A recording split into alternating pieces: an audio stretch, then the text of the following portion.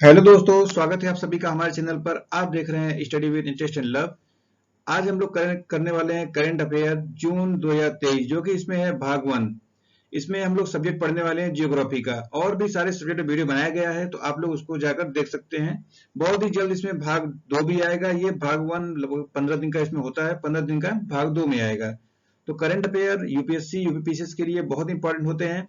तो आप लोग करंट अफेयर को करते रहिए, हमेशा इसको नोट डाउन भी करिए और इसको नोट करके अपने नोटबुक में रखिए, क्योंकि बार बार वीडियो देखने से अच्छा है अपने नोट्स में ही काम कर सकते हैं। तो चलिए इसको हम लोग देखते हैं, शुरू करते हैं। इसमें कौन से टॉपिक है, बहुत ही शानदार वीडियो रहने वाला है, जिसमें टॉपिक भी है, तो आप लोग नोट करते रहिए। तो चलिए शुरू करते हैं। तो जैसा कि ऊपर बताया गया है कि भूगोल में है, तो चलिए हम लोग भूगोल का इसमें पहला टॉपिक देखते हैं। इसमें है लद्दाख प्राचीन जलवायु का अनावरण। तो ये चर्चा में क्यों है? वैज्ञानिकों ने लगभग 19.6 से 6.1 हजार वर्ष पहले अंतिम विहिमतन अवधि के दौरान जलवायु परिवर्तन को समझने में महत्वपूर्ण उपलब्धि प्राप्त की। लद्दाख में सिंधु नदी घाटी में प्राचीन झीलों से तलछट जमाव का अध्ययन करके वैज्ञानिकों ने जलवायु रिकॉर्ड का पुनर्निर्माण किया है तथा इस क्षेत्र के जलवायु इतिहास पर प्रकाश डाला है। इसके कुछ शोध के प्रमुख निष्कर्ष भी निकले हैं। इसमें है अनुसंधान क्रियाविधि। वैज्ञानिकों ने सिंधु नदी के किनारे 3287 मीटर की ऊंचाई पर पाई गई 18 मीटर मोटी तलछट जमाव के नमूने लिए। शोधकर्ताओं ने रंग, बनावट, कण का आकार, कण की संरचना, कुल ऑर्गेनिक कार्बन और चुंबकीय मापदंडों जैसी भौतिक विशेषताओं की जांच करते हुए नमूनों का सावधानीपूर्वक प्रयोगशाला में गहन विश्लेषण किया। इन मापदंडों का उपयोग पौलियोलिक तलछट जमाव से पिछली जलवायु स्थितियों के बारे में जानकारी एकत्र करने के लिए किया गया था। इसका दूसरा निष्कर्ष, जलवायु विकास से संबंधित प्रमुख निष्कर्ष। तो इसमें है 19.6 से 11.1 हजार वर्ष पहले के बीच पश्चिमी परिसंचरण के प्रभाव के कारण ठंडी शुष्क जलवायु इस क्षेत्र पर हावी थी। 1101 से 7.5 हजार वर्ष पहले मानसूनी दबाव जलवायु का प्राथमिक चालक बन गया, जिस कारण मानसून की एक मजबूत अवधि देखी गई। बाद में कच्छी रूप से नियंत्रित और आपतन ने इंटरट्रॉपिकल कन्वर्जेंस जोन की स्थिति को यानी ITCZ को बोलते हैं, स्थिति और वायुमंडलीय परिसंचरण की परिवर्तनशीलता को प्रभावित करके जलवायु को आकार देने में महत्वपूर्ण भूमिका निभाई है। आगे आता है मध्य होलोसीन 7.5 से 6.1 हजार वर्ष पूर्व के दौरान पछुआ हवाओं ने ताकत हासिल कर ली, जो घटते सूर्यताप, कमजोर मानसून और अल नीनो गतिविधियों में वृद्धि के साथ मेल खाता था। यह अध्ययन उच्च रिजोल्यूशन और सटीकता के साथ पुरातन जलवायु विविधताओं, पृथ्वी की जलवायु में अतीत में होने वाले भूवैज्ञानिक परिवर्तन के पुनर्निर्माण के लिए तलछट के विधिक भौतिक मापदंडों का उपयोग करने की क्षमता को भी प्रदर्शित करता है। आगे आता है जलवायु अनुसंधान में लद्दाख के महत्व क्या है। तो देखिए, उच्च ऊंचाई वाला वातावरण है, वायुमंडलीय परिसंचरण का अध्ययन करने हेतु आदर्श से वहां पर है। तलछटी, इसमें तलछटी साक्ष्य है।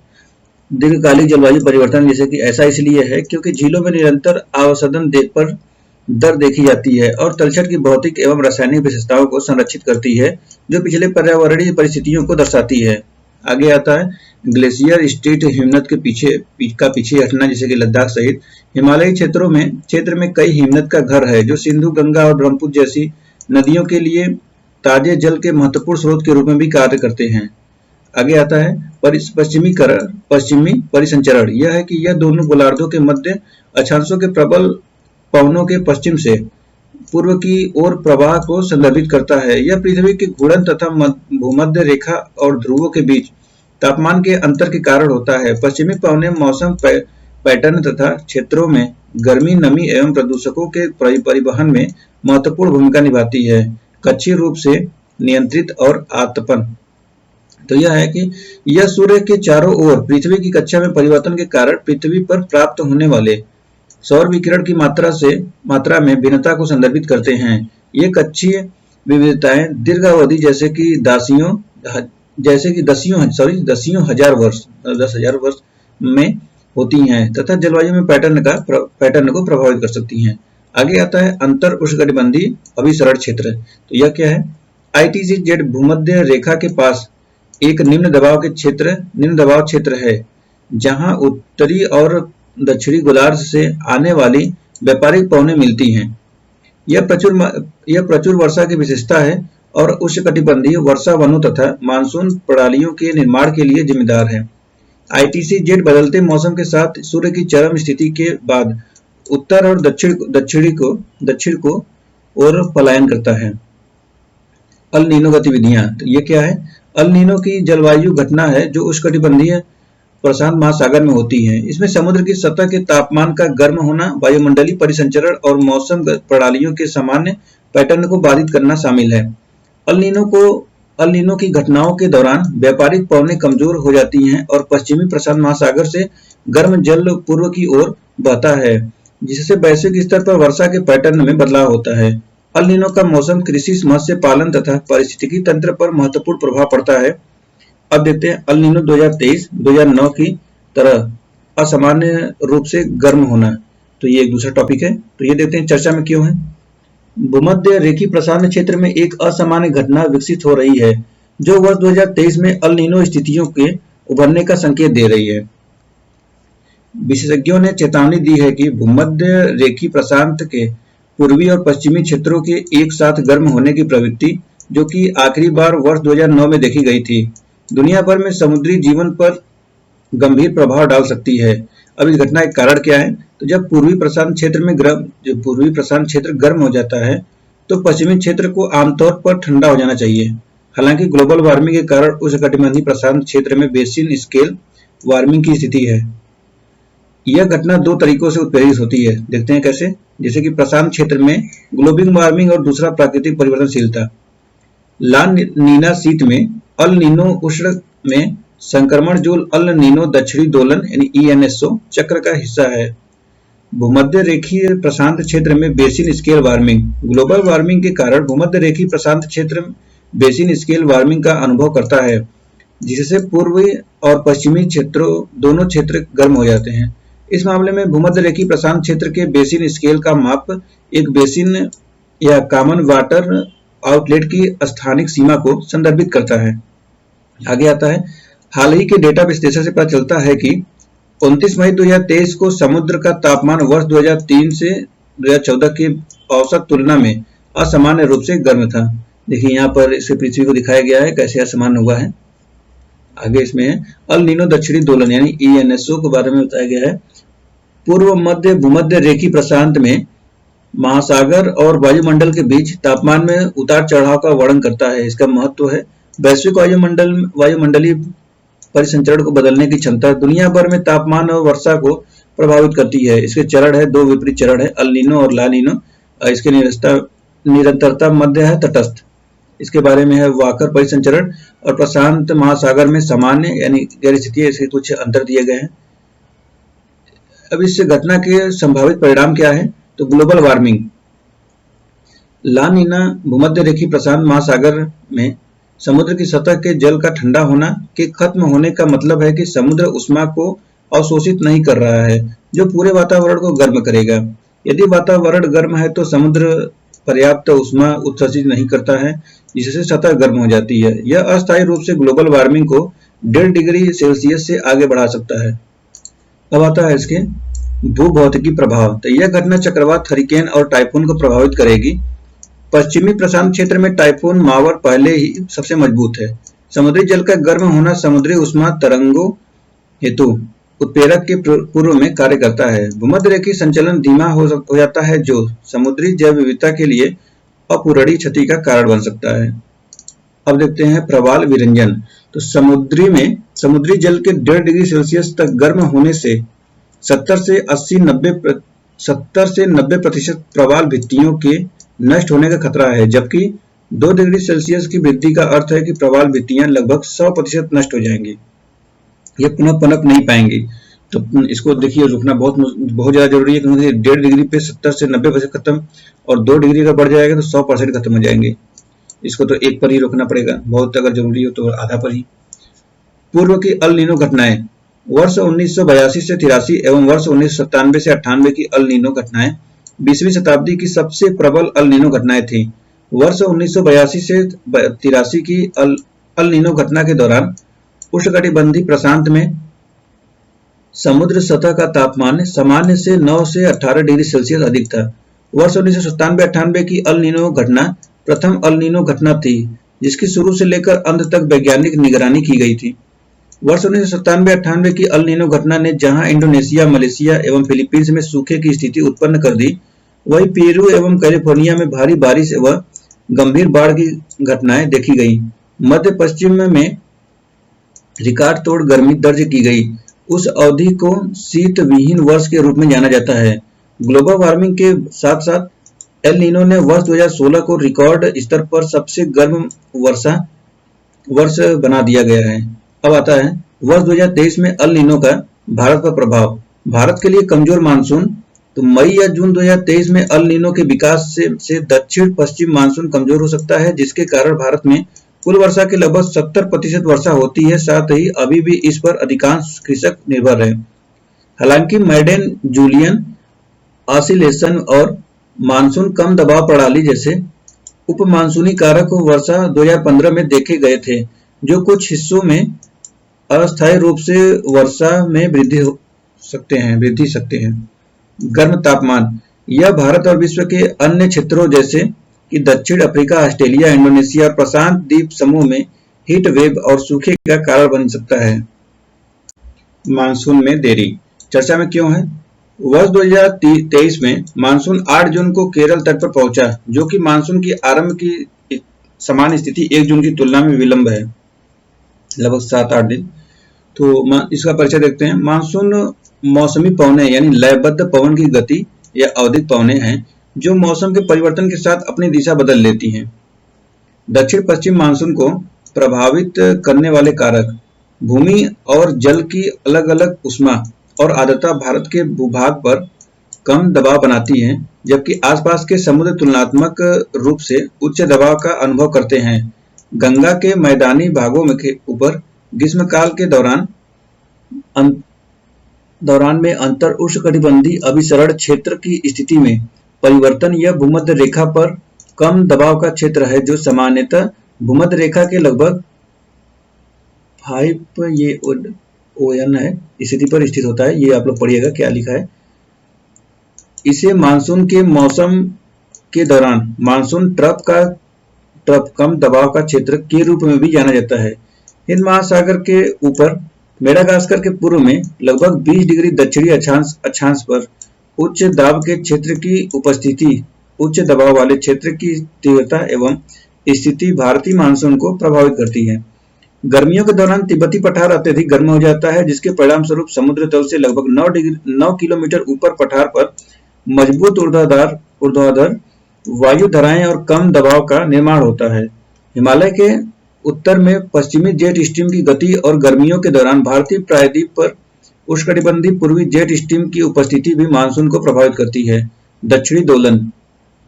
यह उष्णकटिबंधीय पूर्वी प्रशांत महासागर और हिंद महासागर के बीच वायु और समुद्र की सतह के तापमान में बदलाव है। इसे सामान्यतः वायु दाब में बदलाव का घटना के रूप में जाना जाता है। ला नीना शीतलन घटना है और अल नीनो उष्ण घटना है। ला नीना आमतौर पर भारतीय मानसून पर सकारात्मक प्रभाव डालता है। IOD यानी हिंद महासागर डिपोल, ये तो पूर्वी बंगाल की खाड़ी और पश्चिमी हिंद महासागर यानी अरब की खाड़ी के तापमान के बीच का अंतर है। सकारात्मक IOD के कारण भारत में अधिक वर्षा होती है, जबकि नकारात्मक IOD के कारण प्रभावित करता है वर्षा को। अब मानसून की शुरुआत कैसे होती है? केरल के तट पर मानसून की शुरुआत 4 महीने के दक्षिण पश्चिम मानसून के मौसम की शुरुआत का प्रतीक है, जिससे भारत में वार्षिक वर्षा का 70% से अधिक वर्षा होता है। देखिए यहाँ पर ऐसे भारत होता है, तो यहाँ पे केरल के तट पे यहाँ पे आता है ऐसे मानसून, और कुछ इधर चले जाते हैं। तो आम धारणा के विपरीत शुरुआत मौसम की पहली बारिश का उल्लेख नहीं करती है, बल्कि भारत में मौसम विज्ञान विभाग IMD द्वारा निर्धारित विशिष्ट तकनीकी मानदंडों का पालन करती है।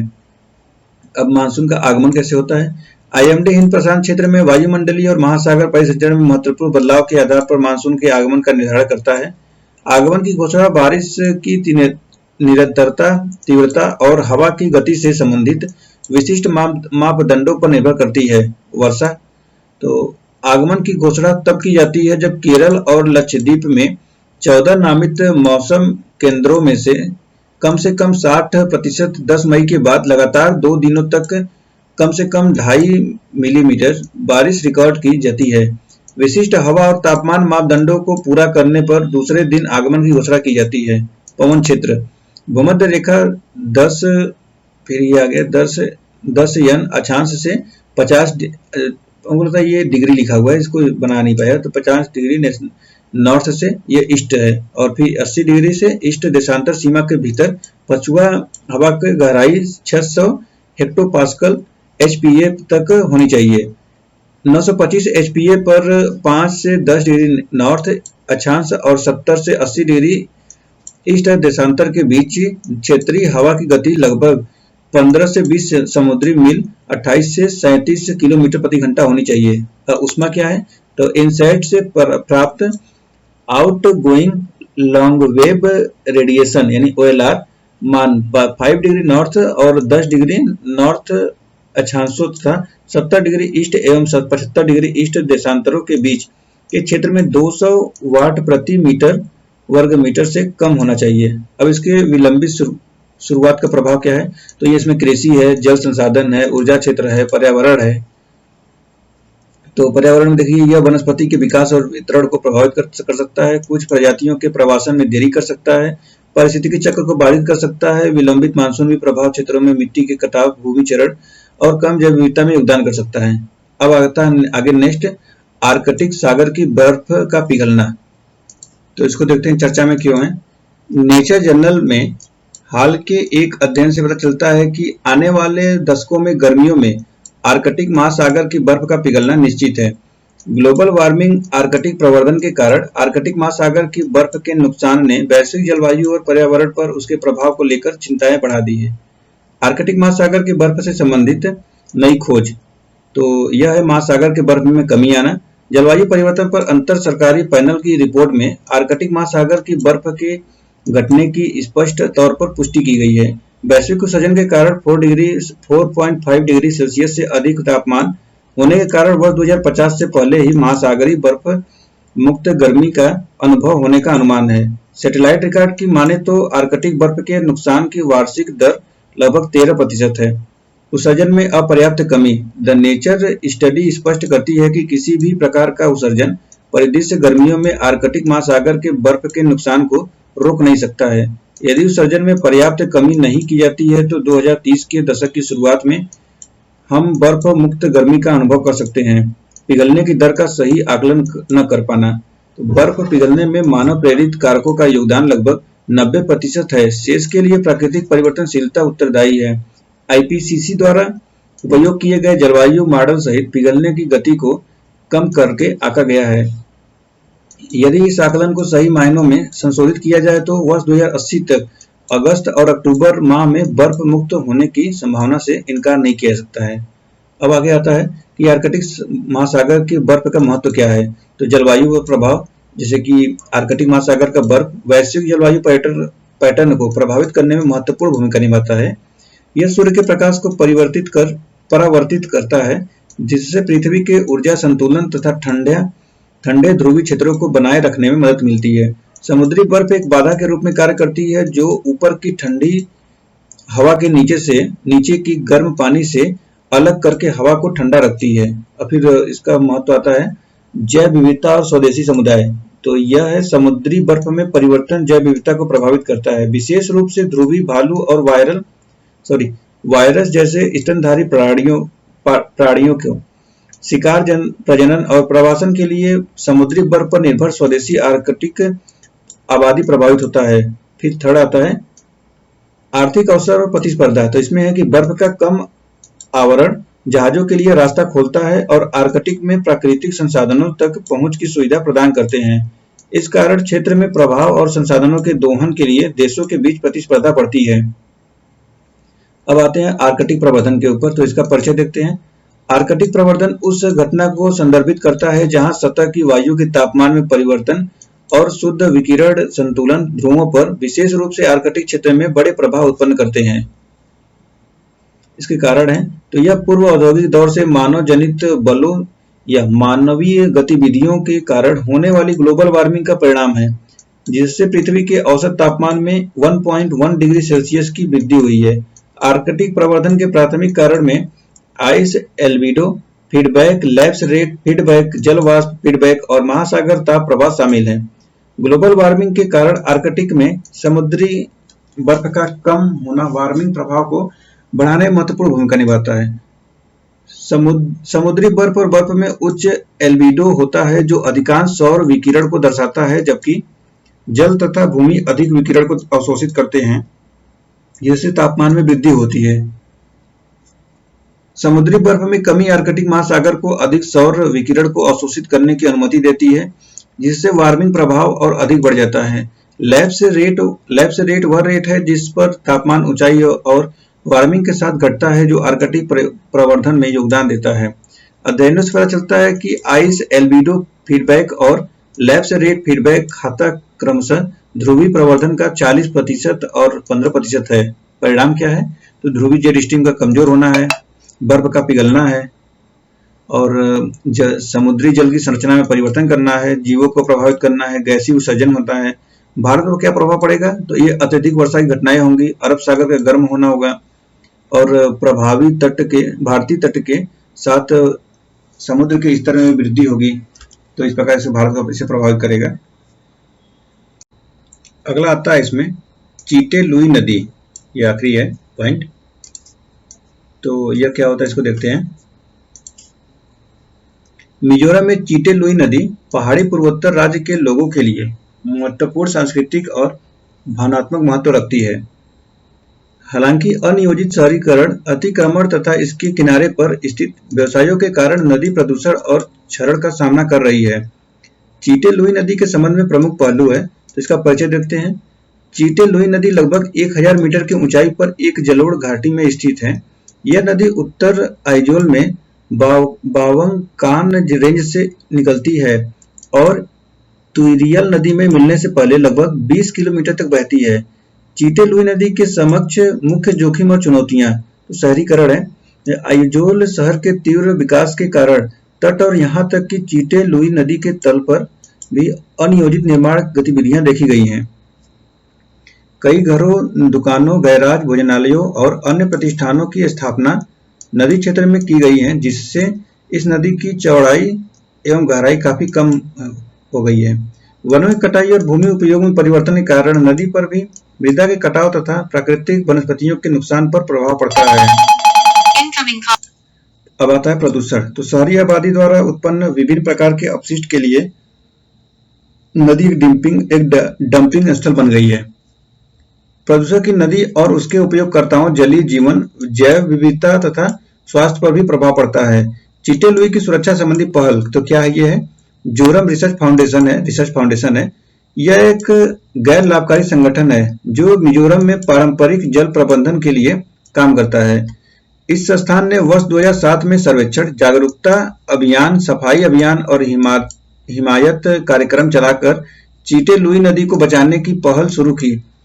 इसने प्रयासों का समन्वय करने हेतु स्थानीय नेताओं, कार्यकर्ताओं, विशेषज्ञों, स्वयंसेवकों से बनी सेव चीटे लुई समन्वय समिति का भी गठन किया।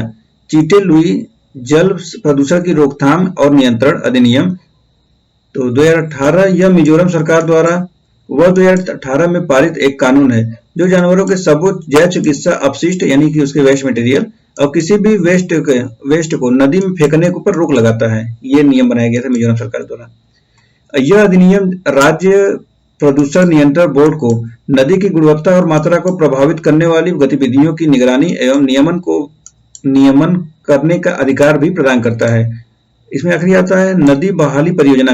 तो यह मिजोरम सरकार द्वारा अतिक्रमण हटाने, प्राकृतिक वनस्पति को बहाल करने, चेक बांधों का निर्माण करने, जल निकासी और सीवरेज सिस्टम में सुधार करने एवं नदी के किनारे मनोरंजक सुविधाओं का निर्माण करने हेतु चीटे लुई नदी को पुनर्जीवित करने के लिए शुरू की गई इस परियोजना है। यह परियोजना थी।